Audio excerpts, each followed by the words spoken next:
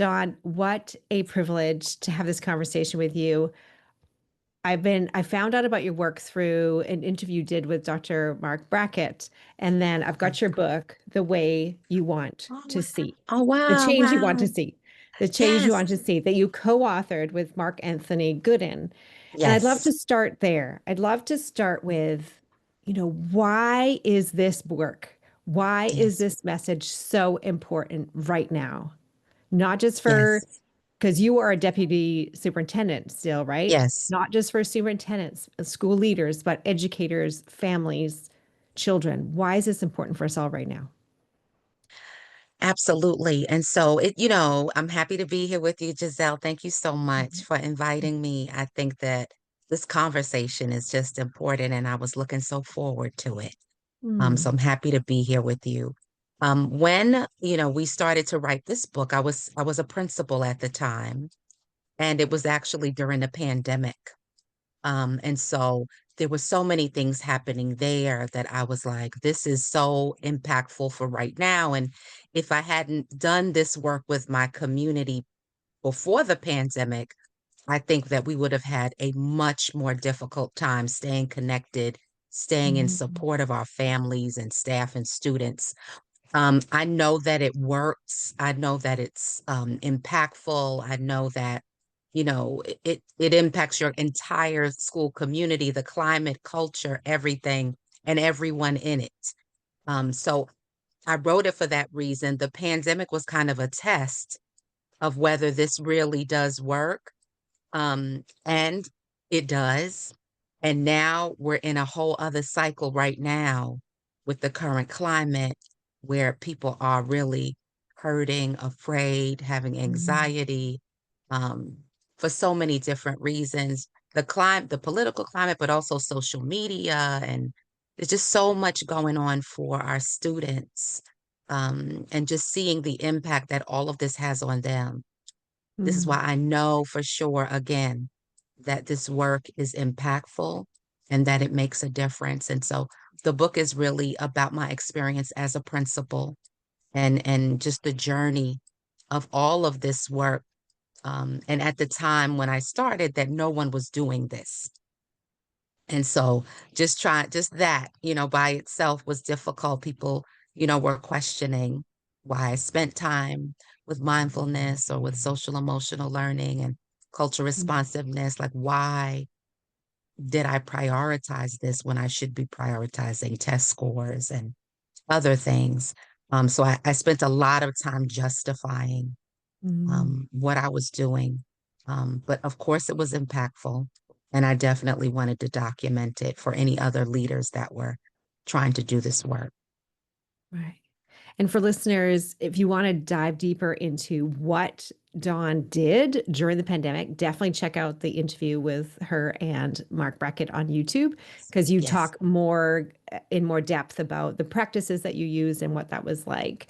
But I want to go back to the definition of castle, right? Mhm. Castle competencies and your crassle, right? Your Yes. culturally responsive and affirming education. And again, you describe that in your book, The Yes. Change You Want to See. But could you sort of speak to, you know, what Mhm. what does this practice look like and what are those different definitions? Yes. Yes. So definitely. So Castle, is the premier um, organization that vets all of the social emotional programs that are used and offers recommendations around those that prioritize their framework, right? And so I definitely was impacted by the relationship building and the self awareness that came from their framework. As a principal in a community that is predominantly Black and Brown, I felt that there was a need, although this is a need for all children, regardless of where they're from. I certainly felt like there was a need for cultural responsiveness to be tied to this approach, right? And so social emotional learning is important, and we want students to feel safe to share their emotions. But if we're not seeing who they are and celebrating that, and valuing them for all of the different things that they bring culturally, in terms of identity, then there's a disconnect. And when students don't feel seen and heard for who they are, they're going to be much less likely to share their emotions. And so for me in my community, I felt like it was so important that we did both and that you couldn't really do one without the other.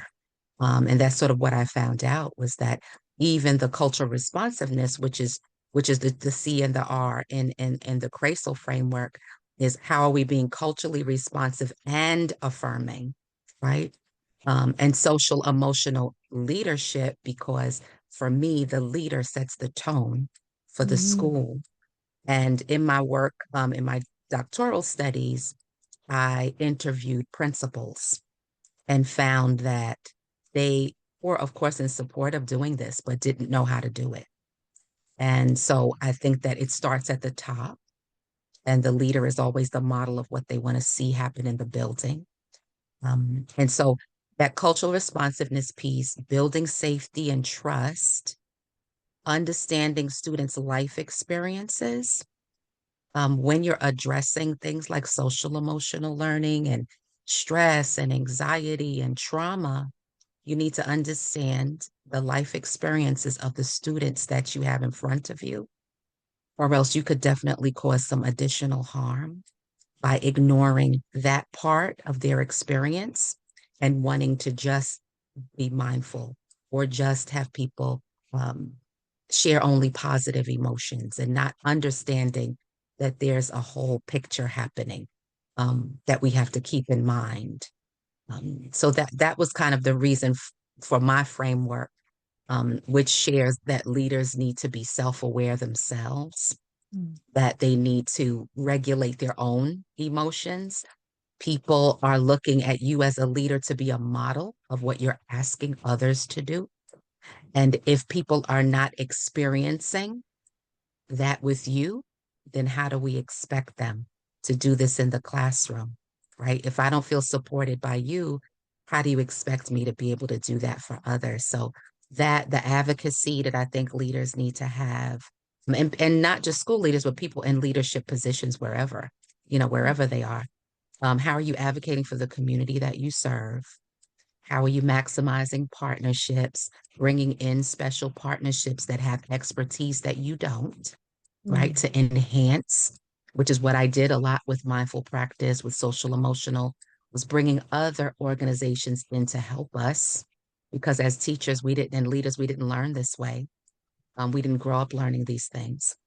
Um, Maximizing the partnerships, building community, valuing our families, as the first teachers of their children and having them as partners in the work, being culturally Mm. responsive, making sure your curriculum was culturally responsive. Students see themselves in the learning. They see positive images of themselves in the books, in the texts. They're learning about multiple perspectives across history. And this is for all children. It's not just for children of color, right? So our current climate shows us that we all need this. We all need to learn about ourselves and also learn about those that are here with us, and that it doesn't always need to feel oppressive to be Mm. diverse, to learn about it, to learn about the truth of people's history. It's also a resilience story, and Mm. there's also joy. And so I think when people think about, so part of the framework also, which is what I learned from Dr. Gooden, my co-author, was about doing a racial autobiography and going through that process where you're like examining your earliest experiences with race and how it has impacted how you lead, how you teach, how you interact with others. Because Mm. we're really just interacting with others based on our own experiences or what we've learned or not, what we know or what we don't know, what makes us afraid. And then we're sort of acting out of that. And so just the interrogation of our experiences, it was powerful to do. It was scary to do. And all of the experiences were not positive, but many of them were. And Mm. that it doesn't, the conversation about race does not always have to be oppressive. There Mm. is joy in what we all bring, and joy in people's histories and what they bring to the table and culture. And so I think that that fear that's been created around that is really unfortunate. Mhm. Um, but all of those things together are kind of what make the framework. And it was a learning situation, and it still is every day. I'm still learning and growing in it. But I know that it works, and so that's what I wanted to share with everyone with the Yeah. book. And what I'm hearing, it's a practice versus it's a framework versus a Yes, something that is a cookie cutter. It isn't a it's one not. size fits all. And what I'm hearing also is that it feels like a mindfulness journey in that Yes. you start with your own self. It sounds Hmm. like you're getting curious about your own background, your own beliefs, your own thoughts about others in your Yes. community, and you're getting curious about the children and the families, Yes. where they've come from, what are they bringing to the table, what maybe are what's below the surface with them, right? And Absolutely. what are the parents really going through, right? And Mm, so what are these interactions? How are they happening? What is the joy? What is the yes. light and what is the darkness? And Yes. how can Yes. we live with both? Right. And then I'm Absolutely. hearing the curiosity and then I'm hearing the connection, the spending time getting to know the children at a deeper level. The talks I've heard with you, you are so amazing at speaking about your community there. You've been there a Mm, long time and you worked your way from a yes. teacher to Hmm. principal to now superintendent. That your focus has always been on creating family. The children Absolutely. feel like they belong, right, Yes. in your space. And Yes. that's where that buy-in, I've heard you talk about how, people say, well, how are you going to get culturally responsive buy-in? Well, That's because right. the families already trust you. There's a level Right. of trust because you lead from your heart, Yes. right? And so there's Yes. that kind of curious, you start with yourself and you get curious and you're Yes. connecting, and then you're committing to a practice. You have a high level of expectation, right? Yes. For yourself and for your educators, for your team, for your families, Yes. Yes. right? For sure. For sure. And when you do all of those things, you really do understand how much more connected we are Mm, than what we think we're not, you right. know? And how we all at the deepest level want the same thing, Mm, and feeling a belongingness and being able to manage the stresses of life, feeling connected with each other. This is about humanity, you know. This is yeah. what's really important. And I don't know any person that doesn't need that, whether they know that or not, right? That just Mm, wants to feel well and feel connected and feel, that sense of well-being. And what I did learn during the pandemic for sure is that relationships are everything, mm, and that the school is not a building, that it's the people that make it up, right? Because we were no longer in the building together. How are we going to maintain our connection? Because we are the school, it's not the building. yeah. And so that was something that I learned during that pandemic. Relationships are everything. And that's what this is all about. That's what this work feels like to me always. That it is about our connectedness as human beings, you know. And I've I used heard, it certainly personally and needed yeah, it personally. right. I heard a quote recently by Mm, Brene Brown. She said something yeah. like, "You can't hate up close." Oh my. Right? And So it's exactly what you true. were just saying, is that, Isn't how it can true? we learn to be with each other and speak to us further about mindfulness? I know you Yes. practice mindfulness yourself. And Yes. how has that been a really powerful source? Speaking of, you can't hate up close, right? And that's Yes. piece of, there's a pause there, Hmm. right? And so Yeah, can you talk more about I can. mindfulness in your Yeah. practice? So I didn't know anything about mindfulness until I went to Teachers College, Columbia University, and I was in a principal program. It was a principal training program. And I, at the time, had been teaching for, I think, about 15 years. I had no intention of becoming a principal. I had no desire. I love being in a classroom. I love being with students. I was really trying to go to the end of my salary scale, which is what people do, right? So I was trying to get some extra credits, and I was like, let me just do it in this program because it was like in the summer and I had kids, and I was like, okay, this is convenient. So I had no intention of becoming a principal, but while I was there, I started to learn so much and get inspired about the possibility of being able to impact more people. And I Mm. got excited about it when I was there. But we had a class, and the program that I was in, the director was Dr. Craig Richards, and he was a huge proponent of mindful practice, of self-awareness. And this was like, I want to say it was, I think 2006 or seven. So no, there were not a lot of people talking about this at that time. Um, he came in, we had a self-awareness class. It was a class that we had every day, the beginning Mm. of every day. And I didn't understand why I needed it. I didn't, and many of us didn't. So you have people that are in a program and they want to, these are like hyper ambitious types that just want to get things done. They consider themselves leaders.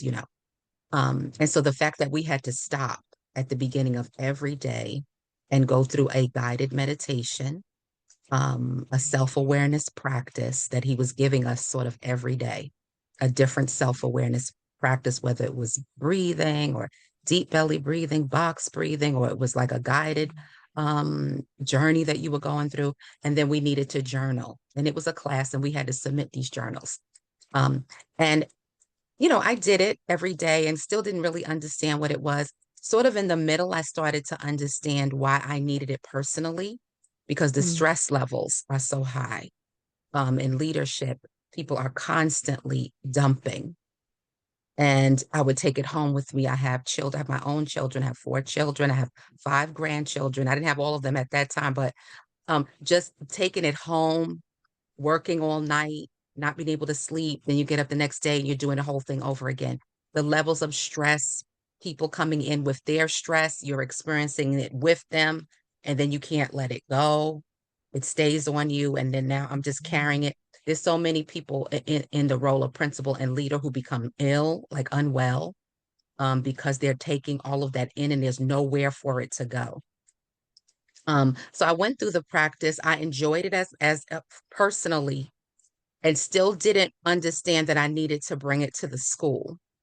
And so once I was there, though, and I saw um, the need, like that people were having so much trouble regulating all kinds of different things that were happening, and everything was kind of being dumped at my door to fix once things had gotten way out of control, right? Because once you come to the principal's office, now everything else, we're in an emergency in some cases. So I was like, everybody needs a practice so that we Mm. can do something before we get to this space, like a proactive approach where we can regulate. So I found that kids were coming in the morning on edge from whatever had happened at home or on the way. Yeah. And the teachers were picking the kids up in that state. And then the teachers were getting in that state. And it was taking maybe an hour or so to calm everybody down every morning. And so I started doing guided meditation with all of the students during breakfast. And I was doing this for years by myself because, everybody wasn't really on board with it. They didn't really understand it. But I would get to work at 7. And my school was pretty small. We had about 220 students. And so I was doing this with all 220 by Mm. myself. And I did this for a while. But when the teachers would pick them up, they would be in such a different state Mm. that it was kind of how I started to get people to understand that this works. I would have the students lead meditation. We had these breathing activities that we would do. We were also doing other things. We were singing, we were reciting poems, we were doing all kind of things. But the mindful piece was something that was incorporated. And then after that, I was able to get the teachers to bring it to the classroom. Mm. And because the students had taken it on, they were leading it in the classrooms. And then it just really became organic. Um, but it happens whenever they needed it to happen, after recess, first thing in the morning, before a test. There's so many different places that this could work and be organic and just be Mm. part of what we do. And I think I did it for maybe 3 years before everybody was like, okay, we're gonna do this with you. But I had to be consistent by myself for about 3 years before there was the buy-in. That's what people need to understand, is that you have to be consistent and you have to be a model. You have to participate. It's not something that you can direct other people to do that you're not participating in. And then when you see it happening, you got to celebrate it and provide agency. We were doing it with families. We did yoga nights and we were doing that stuff with families because they needed it. And again, we didn't learn this way. So it's not a tool that we've had to use. And so I use it all the time. And I know that it works. And now being able to share this with all 23 of the schools in my district is absolutely a gift. And so I'm doing the same things that I've learned and sharing all of those same things with them. I just want to highlight your story here, John, because that is a question that comes up a lot. Thinking, Yeah. it's a very isolating, it can be very isolating. Sometimes educators, therapists, or principals feel like they're the only person who has this passion in the school or the district. And that story was perfect. It's about, taking that passion, just doing it, literally Yes. just doing it on a consistent basis. Yes. 3 years it took you, three Yep. years, right? Hmm. 3 years you did this every single day, and Yep. then it grew organically. And Yes. that's the beautiful thing. Even if it hadn't grown organically, Yeah. you're still impacting for all Absolutely. of those years. And no doubt the educators saw the difference between when the children came to the space and Oh, when they absolutely. left. So Absolutely. there was no way it wasn't going to happen, Right. right? And I And was so I prepared to think, keep going, even yeah, if people didn't take it on. Like I was right. prepared, like I was like, this is working and I'm going to keep doing it. It was really just a gift to see it happen without me. That's when Mm, I knew, okay, you got it. Like you got it. You see what I see, and mm, you also want to take this on because the goal was, for me was I just wanted the kids to experience it because it was a gift. Um, mm, but if I needed to keep doing it by myself, I was prepared to do that. And I think to your point, sometimes we're waiting for someone else to come in and do this thing that we know is right. Um, and we are the person that we're waiting for. This is, I think Obama said that, like we're the ones mm, that we've been waiting for. right. So Yeah. just get in there and do it, be an example of it, show everyone how wonderful it is, how it Hmm. impacts, and it will grow. One of my professors at Teachers College, Ellie Drago Severson, she was always saying to us, whatever you feed will grow. Mm, Whatever you feed will grow. So you feed that positivity and it grows. And to the other point, when you feed the negativity, that will also grow. So right. I'm always saying, let's feed that. We always go to the what's wrong sometimes. And what we need to be feeding is what's right. And then Hmm. those things start to expand. Right. And also another key part there is that you're coming from your own practice, Yes. and that it doesn't have to be a big deal. It can only just be like we often hear, not often, but I hear sometimes people say, "Oh, I'll try that when I'm on, holiday break or whatever." Yep. Like Yep. now, just start right now. Take a deep breath. Right As you were now, speaking, I was taking a deep breath.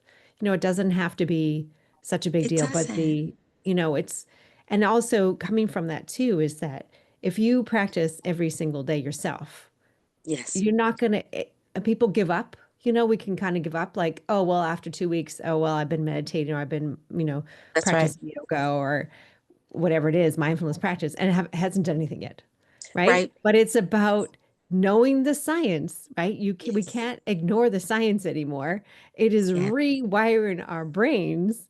And Right. it's Who just doesn't about want that. that? Who doesn't want that? Who doesn't Yeah. want Who to feel doesn't want good? that? And what Right. teacher doesn't want their students to be better Yeah. focused? Right. You know, I was talking to some students today because I wanted to start the student leadership cohort, and I'm trying to get them to be my drivers, in the school of all of this work. And I was just saying to them that, um, you know, it's not just about um, you and what happens with you. Like there is something that also happens for others. Mm. There's also something about the impact that we have one another.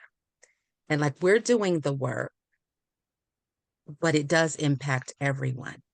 And just the consistency of it, I find that some schools have these practices, but they're isolated. Mm. Wellness Wednesday, we're going to do Feeling Friday, Mindful Monday. And then it doesn't have what's happening the rest of the time. Like this is something that should be or as organic as breathing, as like, and something like you said, so simple. And when I'm telling teachers, this is not going to take more than 5 to 10 minutes out of your day. And then you're actually going to get so much more time back now because when students are not feeling that moment to regulate or not feeling like they can express, a lot of times people are going to have an outburst and take that time anyway. And maybe disrupt others because I haven't had the space here. Something is happening for me, and I haven't had the space to calm myself, to recenter, or to say that I'm feeling angry, sad, mad. And if you're just taking these 10 minutes to do that, it's not that Mm. we're going to fix everything in 10 minutes. We're just offering the opportunity. We're offering the space for this to happen. And then now we have work to do and we're going to get to that. But they look forward to, I know that I have that space here. And Mm. when I don't have that space, maybe I will have an outburst, or maybe I'll get into a conflict with someone, or maybe I'll shut down. And either way, teachers are going to have to, manage all of that. So why not just give the 10 minutes, when you can give it, whenever it's good for you and your class. And Right. that's, the ownership I think is important. That was something that I did as a principal, was having people own it. As long as you can just agree to do it every day, Yeah. do it whenever it feels right for you and your students. But if you could just do it every day, you'll see the difference. You've shared a lot about how to make this practice happen. If you Yeah. could distill it into three of your top tips of Yeah. how do you get started, what would you say? So the first thing is the self-reflection, the self-awareness, building a practice of your own, whatever that is. And sometimes it could be debriefing with a friend. It could be so many different things. Taking a breath, like you said, taking a walk, all of these things. But you need your own practice before you bring this to others. So be a model of it. Give it as Mm. a gift to yourself is the first thing. The second thing I would say is be consistent and go slow. It's about building a foundation. It's not about quantity, it's about the quality of what you're doing, and be consistent with it. And then build leadership in others with it, build agency, students, families, teachers, um, so that everyone can have an input and experience with it. I think some of the things I was saying to Mark was that when you're in a school community, it's important that everybody does this together and Yeah. that we're learning together, because what happens is a student could have this wonderful experience in this one room, and then they could go somewhere else and have all of it undone because someone else has a different way of doing things that may be more abrasive. So it's important that we all do it together, but it's also important that we offer ourselves grace, and Mm. that this is not going to be perfect. And there's not going to be perfection. And there's going to be times that we forget to be mindful, especially in our interactions with each other. And that we need to be able to reflect on those times and apologize if we need to, and keep it moving. Yeah. Yeah. Speaking of making mistakes, that is one thing that Yes. we hear is specifically around being culturally responsive. Yep. So there's some situations where educators or the grown-ups are not necessarily of the same culture as the Yep. population in front of them, or some Yes. children, you know. Yes. Yes. What do you say? What advice do you have for educators that feel nervous, that Yeah. they don't want to make a mistake?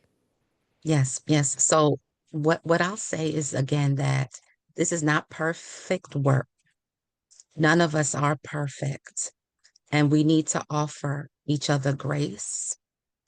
Um, the people who are closest to the challenges, like the people that are closest to what is a challenge, those are the people that have the most information. They are Mm, the most knowledgeable. And so if we can listen, be humble and learn, understand that we're not there to rescue. Sometimes we're in a space where we are going to actually learn more than we're able to give others. We're not there to save anyone. We're there to also experience, to be human, to be connected, um, and offering that grace because, again, we've all had different experiences that impact our understanding. And we could have had some negative experiences that might be impacting how we interact with culture, class. And so we need to be humble and listen and learn.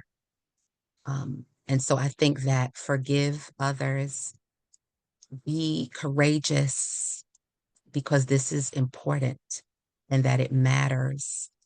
And our descendants are depending on us to be courageous, especially during this time. Make mistakes again, apologize, mm, and don't victimize yourself. Apologize, take ownership of your mistake, and then move on. Forgive and heal, mm, restore, and keep it moving and keep the work moving. Keep the work moving. And so I think that's the thing is grace is mm. important, but be courageous because our ancestors, our forefathers, you know, we're able to experience certain things because they were courageous and they stood up when they were afraid. And I think our descendants deserve that we do the same, that we be courageous and fearless when we know something is right and be able to stand up when something is not right, and say that. Um, And what I'm hearing too, Don, is that you're describing culturally responsive as beyond the skin color, right? oh, It absolutely. is class, it is our Mm, beliefs, it is our economic status. There's a yep. lot more than Oh, yes, just the color of our skin, which I think can be sometimes a focal point. Would you it agree? can. Oh, absolutely.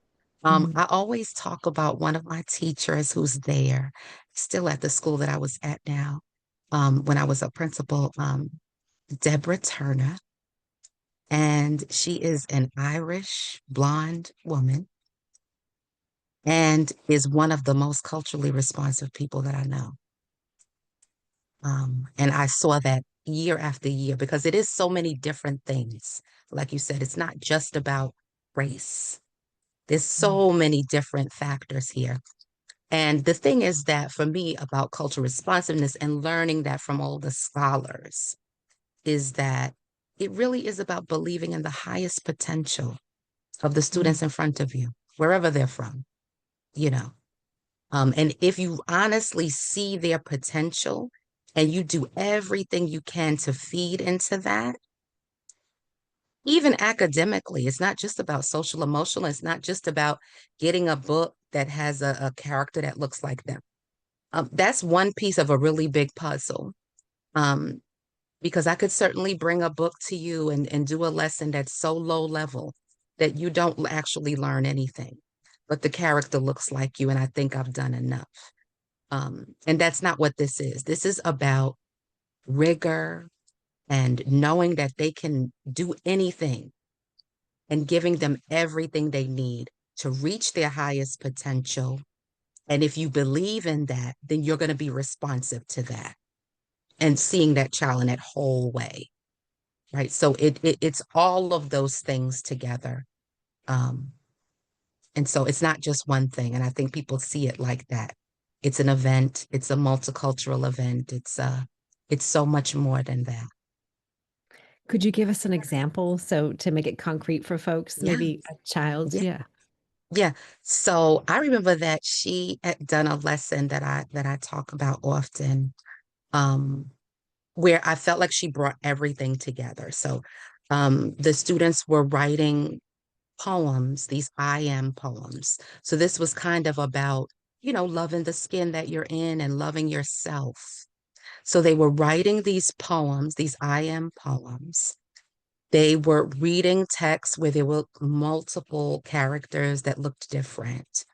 They were listening to Beyonce, Brown Skin Girl.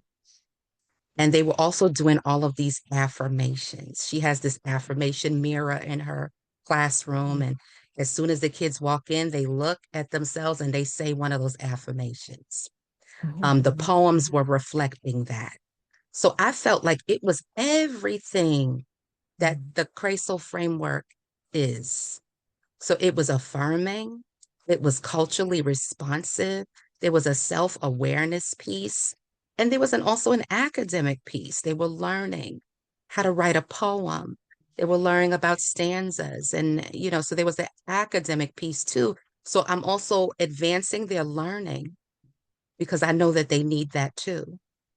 And all of that, the self-awareness, their positive self-concept, and then they are all sharing this with each other. So now I'm also building community. We're learning about each other. Who do I think I am? What did I learn about you? All of those things. So that was an example to me of all of the pieces together. Mhm. Yeah, I love it. Oh my goodness. So to sort of close our time Yeah. together, if you had your magic wand, Dawn, what would you say would be one thing you would change with education in these days? Yeah, these days, I would say that every school was a place where all of the students felt like they belong there. Mm, And they felt seen and heard and valued and cared for because I know that when they feel all of those feelings, they can thrive academically, socially, emotionally, all of that. And so that would be the magic wand that every student in every school could experience that, and that everybody that was cultivating that, including the parents and the community and the teachers and the leaders, would understand that that is number one. And when mm. you do that, that everything else can come out of that in terms of their success. Amazing. And I think from this conversation, you talked a lot about it comes from us first. We have to forgive Absolutely. ourselves. We have to look Yes, deeply into our past and heal our that's right. trauma and mindfulness practice and, Yes, be in community, all of those pieces all of it. that is what allows us to come to a more regulated state, to be calm and Yep. organized, to be able to see and hear and understand Yes, children, right? I think that's yes, the key. yes, yes. Oh, thank you so much, Dawn. You're just amazing. I could spend the whole afternoon with you, and I know you have a lot going on in your community there. Yeah. Well, it's been a So, joy talking to you, Giselle. so how our listeners connect with you? How do they find Yeah. your amazing book, The Change You Want to See, a Oh, yeah. culturally responsive and affirming approach to school leadership, and sort of give us a sense of Yes. what you're up to next? Yeah. So I'm on, LinkedIn, Instagram, and all of the sites. I have a website, crasel.net, and I try to post up different things and talks that I have coming up. I do post a lot of things on LinkedIn if I have a talk or something that's coming up that they could join. Mark and I just did something with Ed Week as well. That was really great. So we have that, I Oh, think, is on Ed great. Week's site. And so, yeah, on LinkedIn, I usually post. anything upcoming, but I'm working, in Harlem Community School District 5, and I'm continuing the work every day. And I'm going on year 30 or 31, and I still feel good about it. It's a joy. So Mhm. right now, that's what I'm doing is I'm expanding. We often invite people to the district. If people want to come see it in action, they can reach out. And I'm just going to keep going until I can't. Yeah. Oh, you're just the legacy you're leaving, Dawn. You don't even know the words, Thank you. the ripple effect you have with the work you do. Thank you so much. Thank you. Thank you so So much, appreciate you. Giselle. Thank you. Okay.